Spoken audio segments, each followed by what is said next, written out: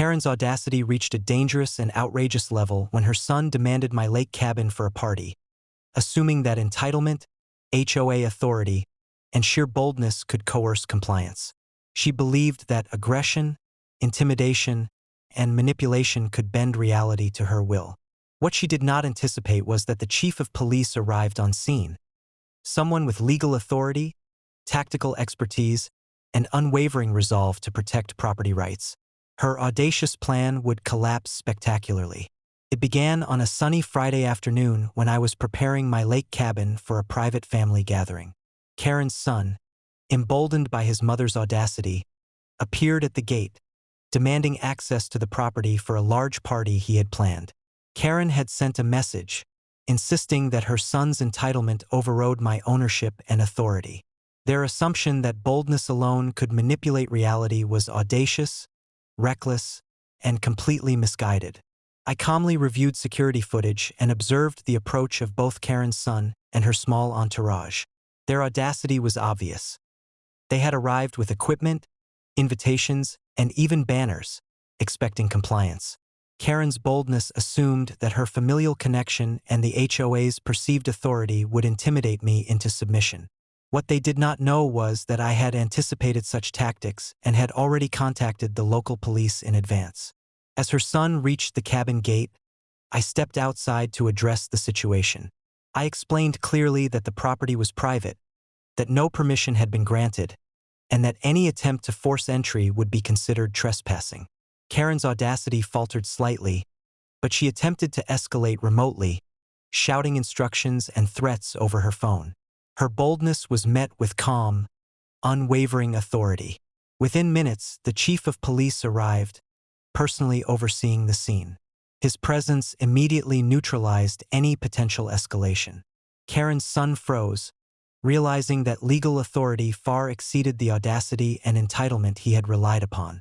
The chief carefully evaluated the situation, verified property ownership, and positioned officers strategically to prevent any unlawful entry. Karen's plan, based entirely on audacity and entitlement, was crumbling. Neighbors began to gather, drawn by the commotion.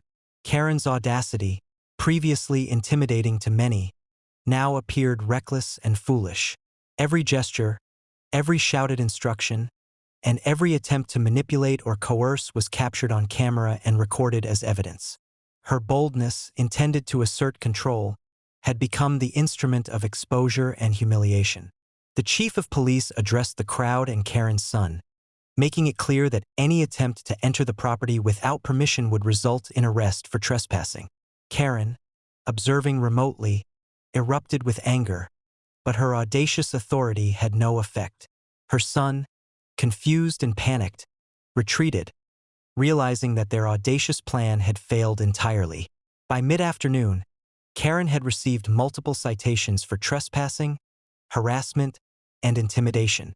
Her son had been instructed to leave the area immediately, and law enforcement made it clear that any further audacious attempts would result in immediate legal consequences. Her plan to manipulate, intimidate, and assert entitlement had collapsed completely. Reflecting on the incident, the lesson was clear. Audacity, when misapplied against law, authority, and prepared defenders, collapses spectacularly. Karen had assumed that aggression, boldness, and perceived HOA authority could manipulate reality, but her reckless overreach resulted in exposure, accountability, and public humiliation. By evening, the cabin was secured, my family was safe, and Karen's audacious interference thoroughly documented. Cedar Pines residents absorbed a vivid lesson. Entitlement, aggression, and audacity untempered by legality, preparation, and respect for authority inevitably collapse under accountability. Karen's bold attempt, intended to intimidate, manipulate, and coerce access to my property, had failed completely. Her audacity, once feared, became the instrument of her downfall, teaching a clear and enduring lesson in the limits of reckless entitlement, aggression, and overreach. Her reckless behavior guaranteed exposure, legal accountability, and lasting public disgrace.